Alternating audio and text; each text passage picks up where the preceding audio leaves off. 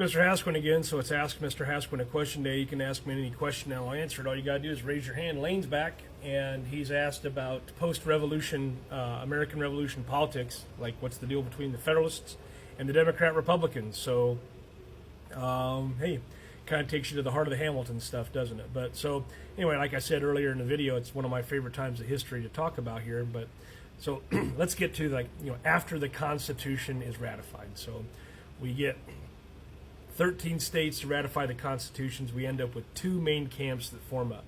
You get the Federalists, who are led by Alexander Hamilton, and they were really in favor of a strong central government, a national bank, and close ties to Britain. They were all about, like, order, commerce, elite leadership. But on the other side, the anti-Federalists had kind of faded after the ratification of the Constitution. They didn't really have anything to hold them together anymore once the Constitution had been ratified. You get a Bill of Rights added, the whole thing. So in keeping with America staying, one side or the other, we end up with the Democrat-Republicans. And they were led by Thomas Jefferson and James Madison. Now, they wanted more power in the hands of states, a smaller federal government, and an agrarian, citizen-led democracy. They were very wary of monarchy, banks, and then federal overreach, due to a strong central government. So these two groups, these two sides, they clashed pretty hard. I mean, issues as to whether or not to create a national bank, or how to interpret the Constitution. Should it be loosely interpreted, or should it be strictly interpreted? And then whether or not to support Britain, or whether or not to support France, when you had conflicts coming up in Europe, in the near future. So Federalists thought that government needed to firmly lead. And the reason why they wanted to have a firm sense of leadership was to avoid chaos.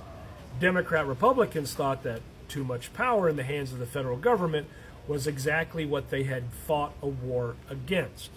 So, what's the legacy of all this? Well, this divide gives us the first two-party system. Now, Federalists versus anti-Federalists, it's not really as organized as political parties as what the Federalists and the Democrat-Republicans will become.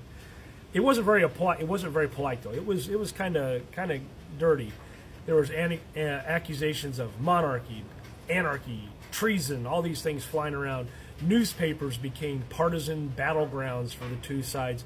Even George Washington warned against political parties in his farewell address. He saw the writing on the wall, avoid the bane of political parties. So anyway, the Federalists versus the Democrat-Republicans was more than a policy debate.